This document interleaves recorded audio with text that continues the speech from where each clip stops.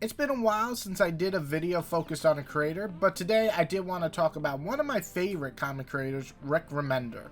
Over the last 15 years or so, Rick Remender's name has only gotten bigger and bigger, and for good reason, creating some of the most iconic storylines in Marvel, but also doing an amazing job with his creator-owned projects. Rick Remender always has my attention when he's releasing a new book. So with that, I'm going to break down the top 5 must-reads from the creator who has given us some of the best comic content in the last few years. And coming in at number 5 is A Righteous Thirst for Vengeance, probably the most recent pick on my list. Righteous Thirst is everything that I love about the comic format. It has excellent art from Chris O'Halloran and Andre Lima. I think I said those names right. Giving myself a pat on the back. This action-packed, screwed up, quickly paced but well executed book is about a man one day doing something very different than his norm, trying to just change his life, maybe trying to spice it up a bit, going in a direction that he just never expected, and shit just goes insane. I'm being really vague here on purpose, but if you like these crazy, weird, twisty turns and having a little assassin thrown in there, I think this is one of the most grounded yet insane books I've read ever. Big Memento type vibes when I was reading this. If you ever see Memento by Christopher Nolan, that has that kind of tone, and even though the story is completely different, it's that weird, you're not sure where it's going, but you can't stop reading type of storyline. My number 4 is definitely going to be Venom. To be more precise, it's Agent Venom storyline. And while most would say that Donny Cates really helped Venom just catapult back into the stardom he deserves, I guess, and I do agree it's a great story, but for Eddie Brock, and I 100% agree there. Remender made Flash Thompson's Agent Venom one of the most badass fucking twists on an original character I have ever seen.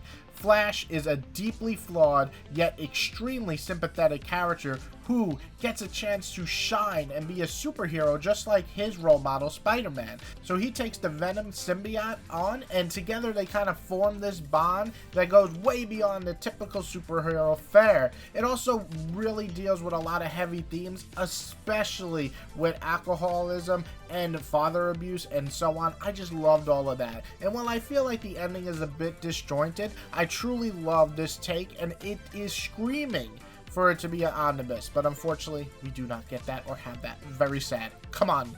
Alright, and so one of the first books I read for Rick Remender is Black Science, and it's a weird, trippy sci-fi adventure that gets more insane as it goes on.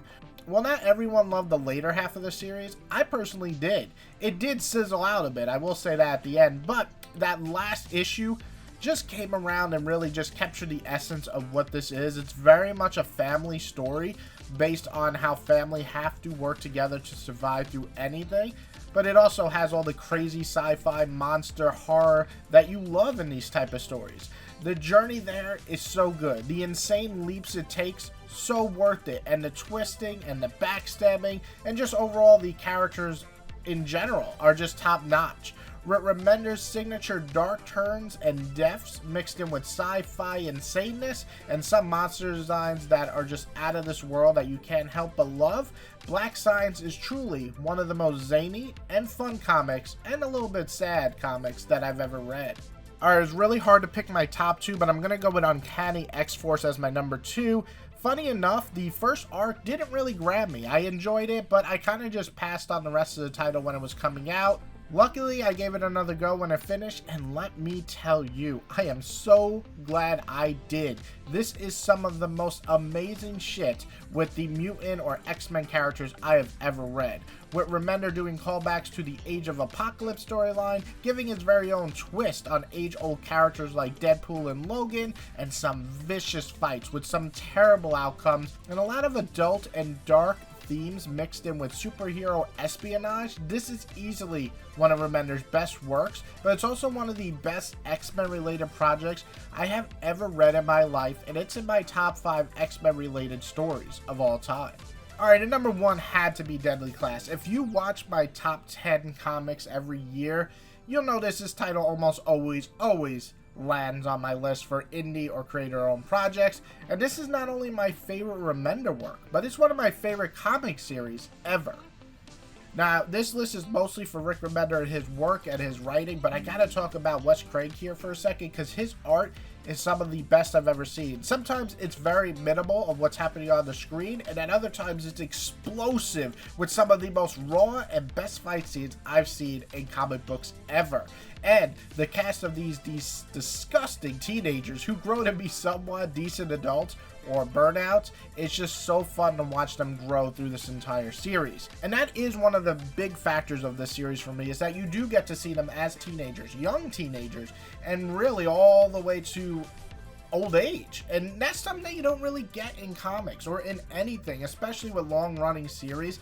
They kind of wrap up a storyline within a set amount of time, but that time is usually days, weeks, maybe months, maybe a couple of years. This is decades of storytelling condensed into this long story that works really well and well told. These are broken characters, these are losers, these are fuck-ups that eventually come together in a storyline that I just did not expect. It's heartfelt at times, it's brutal at others, it's funny as hell too. I gotta mention that. This made me laugh so hard sometimes. Listen, Deadly Class is almost a complete package in every way for me. In terms of comic books, this is what I love. Great art, great writing, great characters, great everything. And sometimes it just all comes together, and this one does.